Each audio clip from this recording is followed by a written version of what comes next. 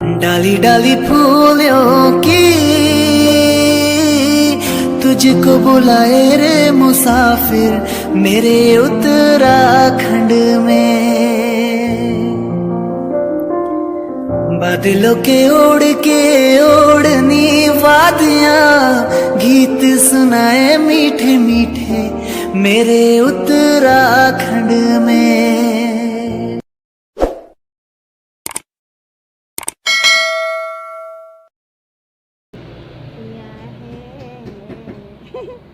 जीवन आसाना देखो मोची मोची काय मोची काय मोची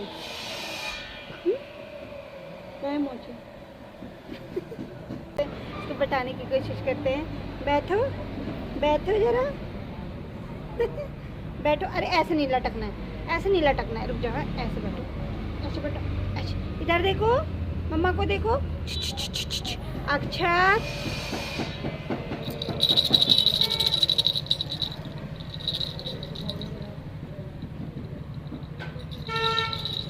नहीं, अभी नहीं बैठ पा रहा अक्षत, अभी बिल्कुल भी नहीं बैठ पा रहा अक्षत। अक्षत को आप बैठाएंगे धीरे धीरे करके, है ना, है ना। तेरे बिना नामुमकिन है। देखिए देखिए इसको निकालने के लिए चल तो चल, ऐसे रहे, ऐसे ले। तो अक्षत को मैंने कर दिया है अभी उल्टा, तो उस खिलौने को देख रहा है लेकिन पकड़ नहीं पा रहा है। और देखो अक्षत को ये मैंने हाफ स्वेटर पहनाई है। ये जब मैं देहरादून गई थी अपने कुछ मतलब अपना चेकअप करवाने, तो ये मैंने मॉल से ली थी 2 हाफ स्वेटर। तो मैंने सोचा अब फुल स्वेटर एक कम कर देती हूँ क्योंकि गर्मी होने लगी है इस बार, तो बहुत ही जल्दी गर्मी होने मतलब शुरू हो गई है। आज 14 तारीख है, 14 फरवरी। और ये मैंने पहना दी और सभी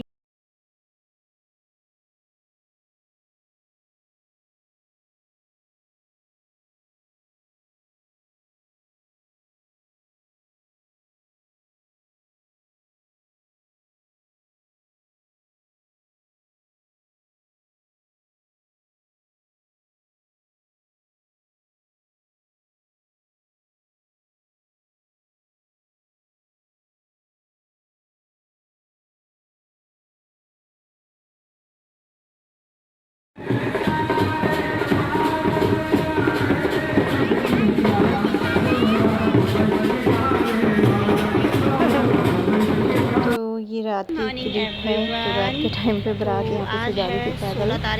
मैंने सोचा चलो छोटी सी क्लिप बना देते हैं। मैं और हनी बाहर पे आई थी बारातियों को देखने के लिए। और खाना वगैरह मेरा बन चुका है 8:30। खाना मतलब आटा लगा के रखा हुआ है, सब्जी बन चुकी है। आई थिंक 11:30 बजे हम बाहर पे आए थे। 9 बजे आधा घंटा करीब तो हो ही गया होगा। जा रही थी। तो अक्षत आज 11 बजे तक सोया था। और बाराती अभी ये देखो उठ कर बारात को देख के गाड़ी मुझे लेकर नीचे रह ही नहीं रहा है, हमने भी काफी एंजॉय किया था। अब मुझे ऐसा हो रहा है कि मैंने इसको गलत ही बैठाया था गोद में। ये गोद वाला बहुत ज़्यादा होने लग गया है। देखो भूख लग गई, भूख लग गई, शायद इसको भूख लग गई है। और अभी तो नहीं, थोड़ी देर रहने देती हूँ, अदरवाइज़ एकदम से इसको भूख लगती है। मतलब हल्की फुल्की जो होती है ना उसमें वो दूध पीता ही नहीं है। तो मैं सोच रही हूँ थोड़ी देर इसको अच्छे से भूख लगने देती हूँ और उसके बाद इसको दूध पिलाऊँगी। अगर ये चुपचाप ऐसे रहता है तो ठीक, नहीं तो फिर दूध पिला ही दूँगी। ये देखो थोड़ी देर धूप सेकते हैं। मैं तैयारी हूँ, कपड़े वगैरह तो मैंने पहन दिए हैं, स्वेटर चेंज किया, लोअर वही पहना हुआ है हनी को लेने के लिए, क्योंकि बच्चे के साथ मालिश करते करते टाइम का पता नहीं चलता और कपड़े पहनने का बिल्कुल टाइम नहीं हो पाता है। तो चलिए फिर थोड़ी देर में आप लोगों से बात करूँगी, तब तक अक्षत के साथ यहाँ पे मैं बैठ के खेलूँगी, अक्षत और मैं। ठीक है अक्षत, इधर देखो मौसी लोगों को।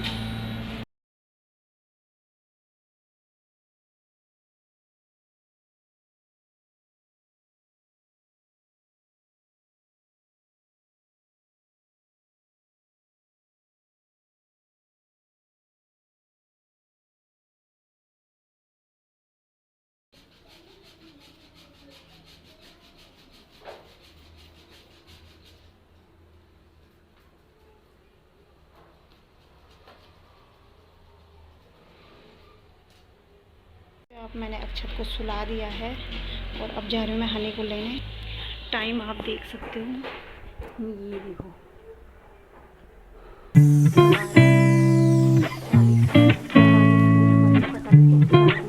जा रही हूँ फटाफट दौड़ती हूँ क्योंकि वो वहाँ पे वेट करता है, उसकी तबीयत सही भी नहीं है और वो खड़े खड़े नहीं रह पाता वहाँ पे। बस एक रेस मारती हूँ, बहुत टफ है हमारी लाइफ, बहुत टफ। तो चलिए बातें नहीं करती हूँ, फटाफट से जाती हूँ।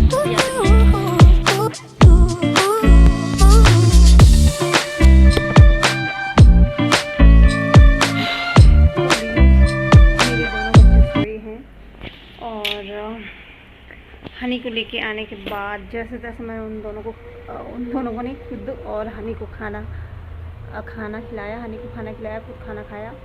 और अभी भी धूप है यहाँ पे, 4 साढ़े 4 हो गया है, बट यहाँ पे 5 साढ़े 5 बजे तक धूप रहती है। सॉरी, एक्चुअली मैं भी थक जाती हूँ ना, तो अक्षत को मैंने सुलाया, साथ ही मैं भी सो गई थी उसके साथ थोड़ी देर।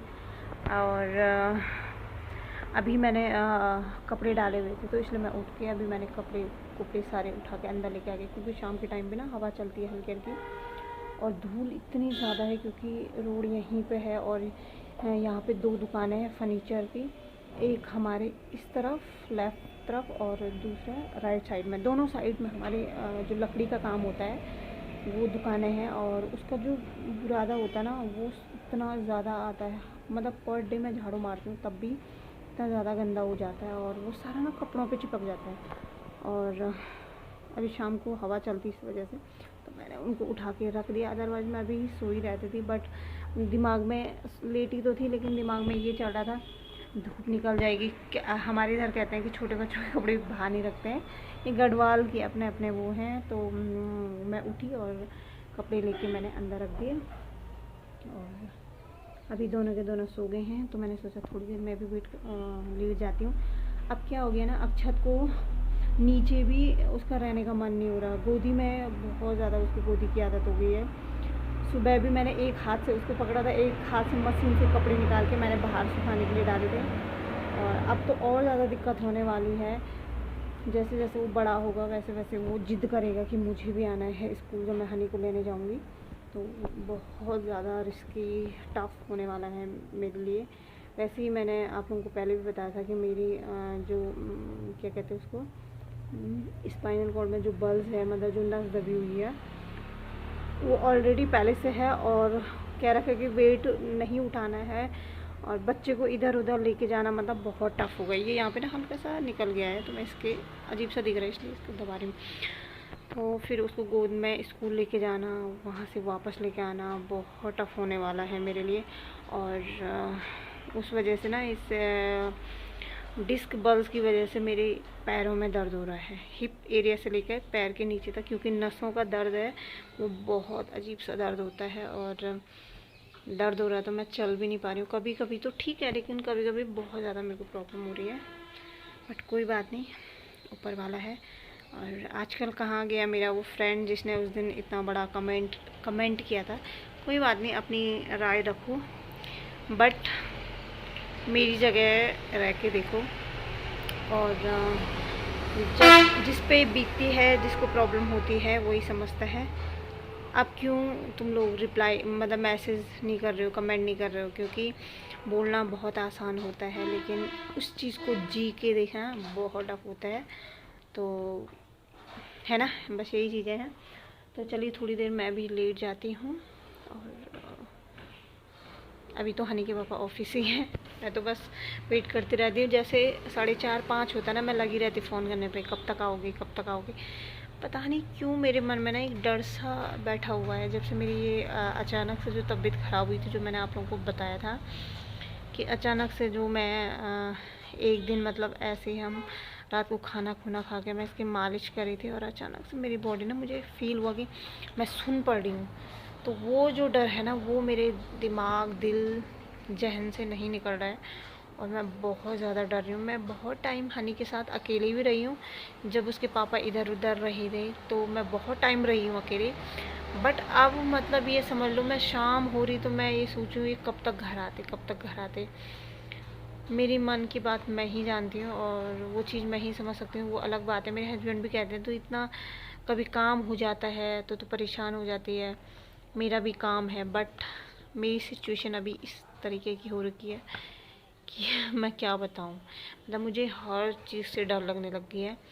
और उस टाइम पे मेरे को हुआ ही ऐसा, पहली बार लाइफ में मेरी इतनी ज़्यादा तबीयत ख़राब हुई होगी चाहे किसी भी तरीके की, बट जो डर उस टाइम से मेरे दिमाग में बैठा हुआ है।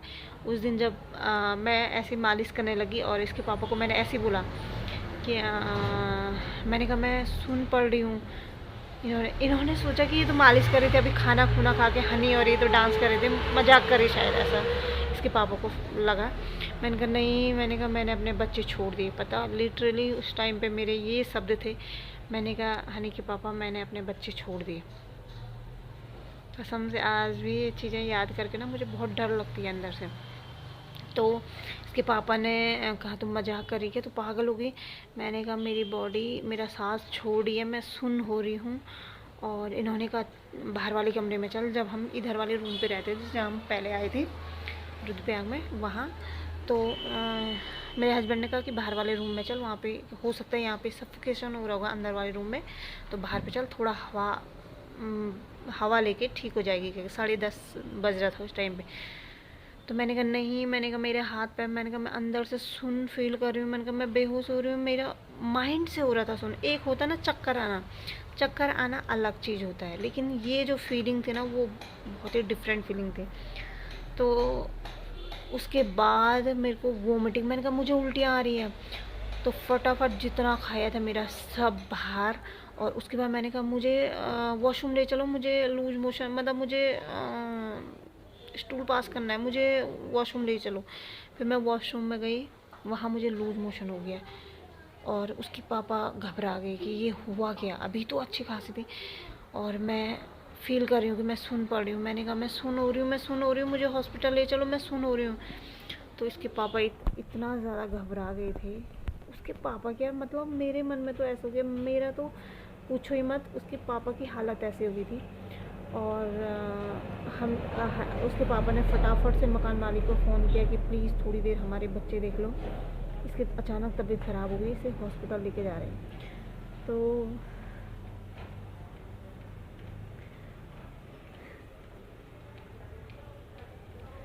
तो उस टाइम पे फिर 11 बज चुका था और उसके पापा मुझे लेके गए हॉस्पिटल।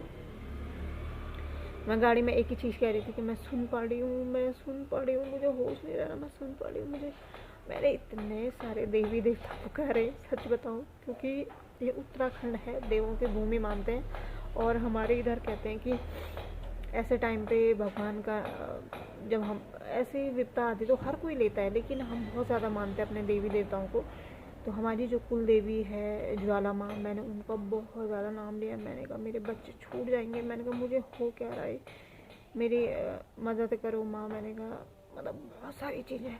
और हॉस्पिटल जैसे पहुँचे वैसे ही मैं बिल्कुल ठंडी पड़ गई थी। मेरे हाथ पैर मुंह से बर्फ़ जैसी हवा निकलने लगी थी और बिल्कुल ठंडी पड़ गई थी मैं। तो उन्होंने मेरा बीपी देखा तो बीपी नॉर्मल था, मेरा ऑक्सीजन लेवल देखा वो नॉर्मल था, हार्ट बीट सब कुछ नॉर्मल थी मेरी, कुछ भी नहीं था। सिर्फ मेरी बॉडी बहुत ही अजीब सा रिएक्ट कर रही थी। और वहाँ पे भी मेरे को उल्टी हुई, वॉमिटिंग, मतलब हॉस्पिटल में भी मैंने उल्टी करी थी। और उसके बाद फिर वहाँ पे उन्होंने एक इंजेक्शन दिए बॉडी गर्म करने के लिए। तो फिर वो इंजेक्शन लगे, उसके बाद धीरे धीरे बॉडी तो गर्म हो रही थी, फिर नॉर्मल मतलब बॉडी गर्म हो गई थी हल्की हल्की करके। और मैंने कहा नहीं, ग्लूकोज चढ़ाया उन्होंने, एक ग्लूकोज भी लगा मेरे पे। और ग्लूकोज ख़त्म होते होते आप ये समझ लो 12 बजने वाला था। और मेरा एक ही था कि मेरे बच्चे सो गए होंगे। और उसके पापा ने कहा पहले अपनी तबीयत देख, फिर बच्चे तो देखते रहेंगे। और मैंने अपने छोटे से बच्चे छोड़ के मैं उस दिन हॉस्पिटल गई थी। और फिर मैंने कहा ये ग्लूकोज हटा दो, मुझे घर जाना है अपने बच्चों के पास। और जब मैं घर आई तो छोटा वाला तो सोया था लेकिन बड़ा वाला नहीं सोया था। और बड़ा वाला जो मकान मालिक थी हमारी, वो कह रही थी कि बड़ा वाला उसके पास बैठ रहा था और कह रहा था मेरे छोटे भुल्ले पे कोई हाथ मत लगाओ।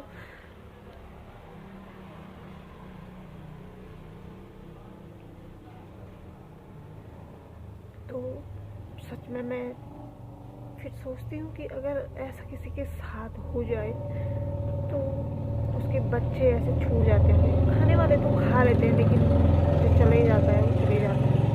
और फिर उसके बाद से उस दिन रात को मेरी तबीयत ठीक रही, फिर दूसरे दिन वैसी होने लगी। फिर तो समझ लो आप 1-2 दिन वैसे ठीक रह रही थी, फिर वैसी हो जा रही थी। बट टचवुड हमारे इधर मानते हैं कि कुछ लगा होगा तो वो पूजने के बाद ठीक हो जाता है। और फिर वो पूजने के बाद अभी फ़िलहाल ठीक है, लेकिन कभी कभार थोड़ी अजीब सी तबीयत ख़राब होती है मेरी। बट ये है कि वैसा नहीं होता, सुनपन नहीं होता है। अब ठीक है, और भगवान करे ठीक ही होना चाहिए, क्योंकि मेरे बच्चे छोटे छोटे हैं और बहुत टफ होता है। तो इसीलिए मैं जिसने कमेंट किया था उसको ये कहना चाहती थी कि मतलब बोलना बहुत आसान होता है, लेकिन जिस पे बीतती है ना वही समझ सकता है। और आगे पीछे तो हर कोई कहता मेरा अपना है अपना है, लेकिन ऐसी कंडीशन में ऐसे टाइम पे अगर कोई साथ नहीं देता ना तो कोई भी अपना नहीं होता। मेरे हिसाब से कोई भी नहीं होता है, सिर्फ दिखावे के रिश्ते हैं, कुछ नहीं होता है। और बस मेरा लेक्चर बहुत ज़्यादा हो गया, मैं थोड़ी देर आराम करती हूँ, फिर आप लोगों से बात करूँगी।